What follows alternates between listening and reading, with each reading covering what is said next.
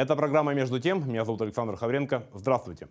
Социальные сети, видеоролики и фильмы онлайн – все это многие из нас могут смотреть и использовать на своем мобильном телефоне.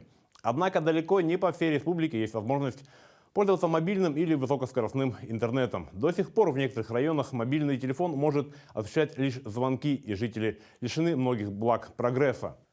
Например, на прошлой неделе в селе Желенда Ленёкского района, расположенного за полярным кругом, жители наконец-то получили доступ к мобильному интернету по технологии 4G.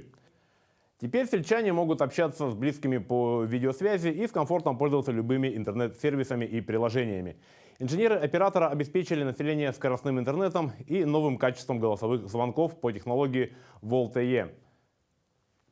И ежемесячно количество сел и наследков, в которых приходит мобильный интернет, становится все больше. Наряду с мобильным интернетом республику все больше и больше окутывают сети оптоволокна, через которые жители отдаленных населенных пунктов будут иметь возможность выхода в интернет. Называется это устранение цифрового неравенства. До конца марта 2023 года интернет-оператор планирует построить базовые станции в 9 населенных пунктах Республики Саха-Якутия, в том числе в Верхневилюйском, Вилюйском, Кобяйском, Ленском, Мегино-Кангаласском, Мирнинском и Усть-Майском районах. Устранение цифрового неравенства предусматривает появление в малых населенных пунктах, где проживает от 100 до 500 жителей, современной мобильной связи, включая высокоскоростной доступ в интернет по технологии LTE 4G.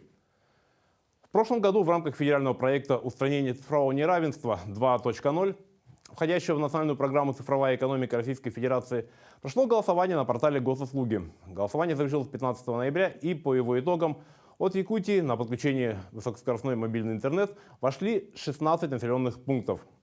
А это значит, что в ближайшее время еще сотни якутян получат доступ к интернету и всем его прелестям. Всего доброго!